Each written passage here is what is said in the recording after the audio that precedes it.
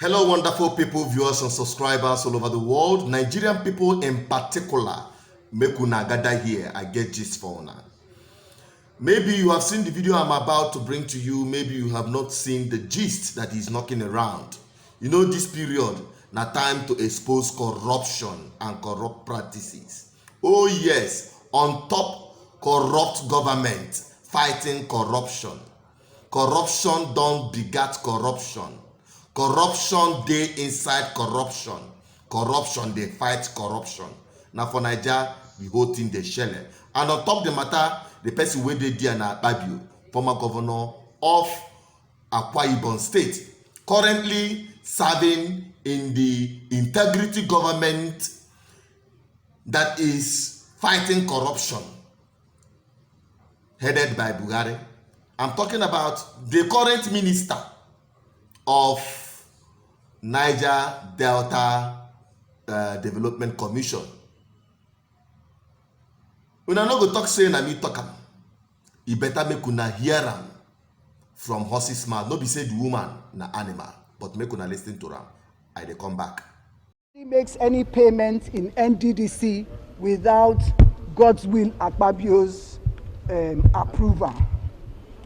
When we first came to NDDC, on the day of going for the inauguration, he told me in the car that, Madam MD, if you don't do what I say, the same pen with which I used to sign your letter, it will be the same pen that I will use to remove you. He said the first thing I should do when I get to Port Harcourt is to change the dollars in the NDDC account. I was scared to do that. After that, he came to Port Harcourt 2 days after the inauguration. He said the first thing I should do is to make sure I change the dollars. I should remove Mr. Kaltungo from being legal and send him on compulsory retirement, that we cannot have a northerner be the head of the legal team, of the legal unit.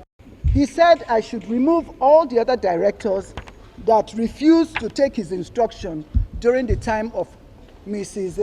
Agwagaga. That was the predecessor before I came. So he came also with a draft, which I've submitted, with a draft letter that I should write and put it on my letterhead, implicating Senator Mwobushi for collecting contracts in NDDC. I told him that I will not, I'm a lawyer, and that whoever alleges must prove. The fact that Senator Mwobushi is giving us trouble as IMC, you remember also that they did not recognize the IMC. I said I will not do that letter. He said I was ungrateful and I refused to do the letter. Dr. Cairo now said that he will do the letter. If Akpabio tells him to kill, he will kill before he asks, why did he kill? I said, for me, I will not do the letter. At that place, there was Mr. Etiebet, who was the only staff of the NDDC that was present at that meeting. When he finished, he now asked Dr. Cairo to go and send for the letter-headed paper from the office. They now sent for the letter-headed paper. Dr. Cairo now did the letter, which I've also submitted to the committee, alleging that Senator Mwobushi had contracts. Then he said, I must sign the cover letter. I said, if I sign any document from me seen by Mr. President, he will believe every line of it. So I will only write that the EDP, who should know about projects, has gone.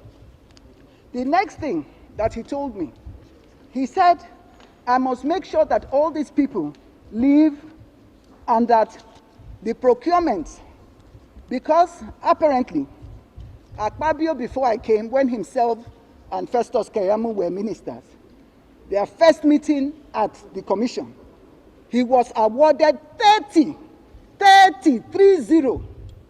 contracts for distilling and water hyacinth.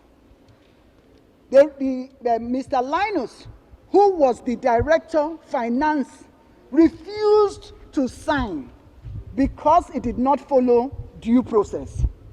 He also said that I should implicate the chairman of the House Committee, because the chairman of the House Committee had gone to Ondo State for a meeting to plan against him. Water Hyacinth and Distilton, they said that the budget for Water Hyacinth and Distilton was, I think, for about 3 to 5 billion. I'm not sure exactly how much. But that the NDDC, before I came, had overstretched itself to about 50 billion for Water Hyacinth and Distilton.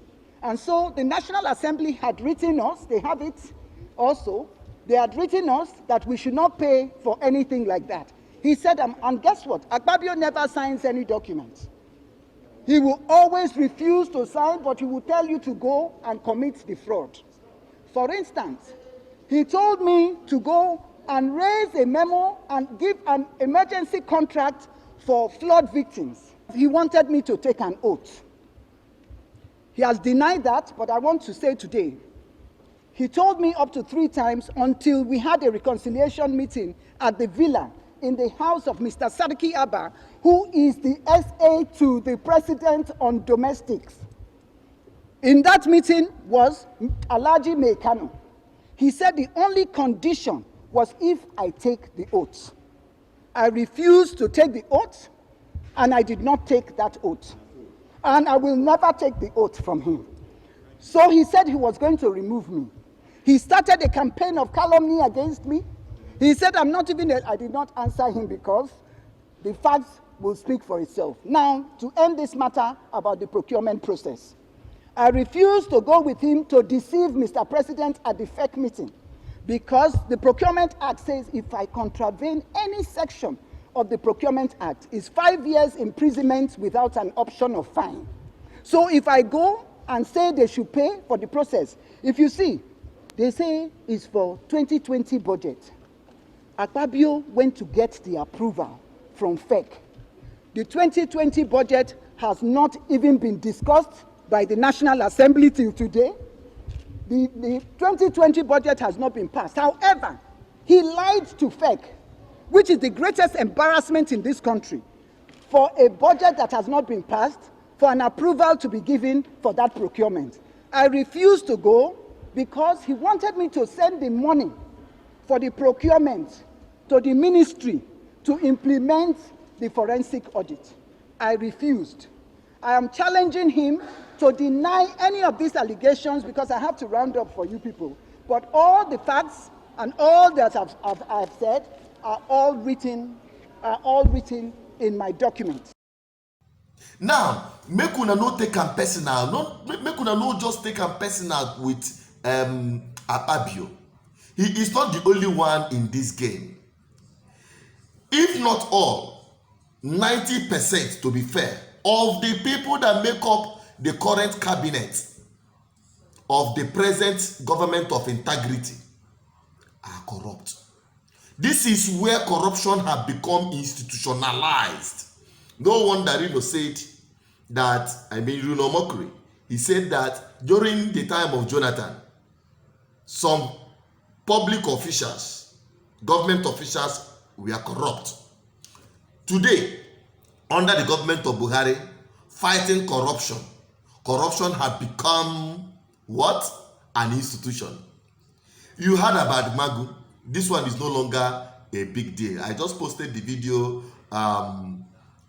recently. If you have not watched it, watch it. What Rino Omokore said, the sinking ship of Nigeria and the rest of them. You will know that, in fact, if you are not corrupt in Nigeria, you will be treated like an abnormal person. It is normal to be corrupt. That is what I'm trying to tell you. Nigeria have institutionalized corruption. Stealing of public funds have become a standard procedure.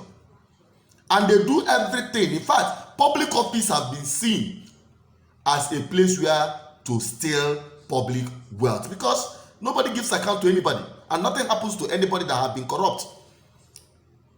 Yes, and the fight against corruption from the day one had been a cosmetic fight, using it to pinch against political opponents. They are not really fighting corruption. If they are actually fighting corruption, why is it that corruption have become some kind of a monster that cannot be tamed?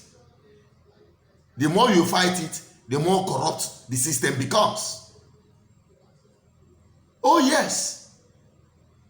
How many persons have, in fact, corrupt people in Nigeria, public officials that have served in different public offices, either as governors, senators, or the rest of them, ministers, they become richer after they have been, I think, pocket full of them, just about a handful of them who have been convicted of corruption, beginning with the former governor of Delta State, Ibori.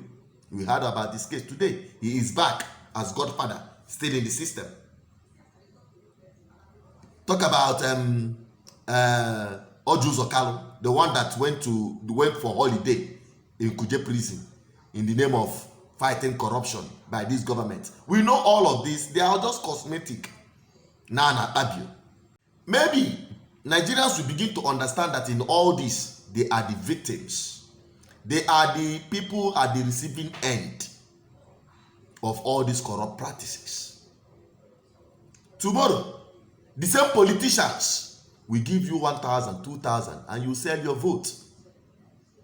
And some of you who will come out and say, you see it, that is why do you attend? Is of course there must be a division of this country, because the larger Nigeria is, the bigger the corruption is, and they use the the vast coverage of Nigeria to hide their impunity and their corrupt practices.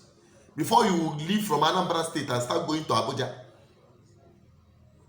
it will be a mission impossible. But when we balkanize this country, everybody to your tent, O Israel, we will come down here and treat their fuck up properly. Because it seems that this Abuja is too far away from the people. And the people may not be able to reach to Abuja. That is why I have advocated for regional revolution.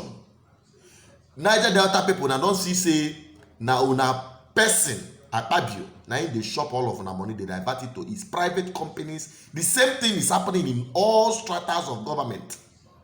Check it. No, check it. I don't have much to say.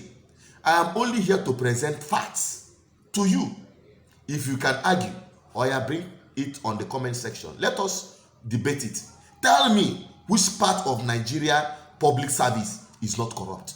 If you can tell me one, then you have the day. That is the truth. But if what I'm saying is the truth, what I expect the people to do is to start coming on the same page with this platform and the gospel we preach. Here we preach the gospel of truth. The truth that will set you free. Because every Nigerian, irrespective of where you come from, you are a victim of Nigerian state. You are a victim of this impunity happening in government. That is why you cannot have jobs after school. That is why you cannot have good medical service. That is why you cannot have good roads. That is why insecurity continues to increase. You see that? Life will continue to be miserable. Go to the market, people are not even selling. They are calling COVID-19. Nigeria have scattered before. Now COVID-19 have completely buried it. Go and see the life of people. People are living in misery in this wicked British colonial contraption we call Nigeria. I will keep saying it until the people rise. If the government fail, let the people rise, because now the people be the government. Thank you for watching. Keep subscribing, keep liking, keep sharing. This is a platform where we say the truth the way it is. We are not here for political correctness. We are not here to massage anybody's emotion. We are out to liberate the people mentally, because that is where your freedom starts. I still remain Asuchile Peters, your host and the voice of the people, the voice of the gods. Keep subscribing, keep liking, keep sharing. Let us together form the kind of community that will provoke the revolution that will set us free. Stay safe.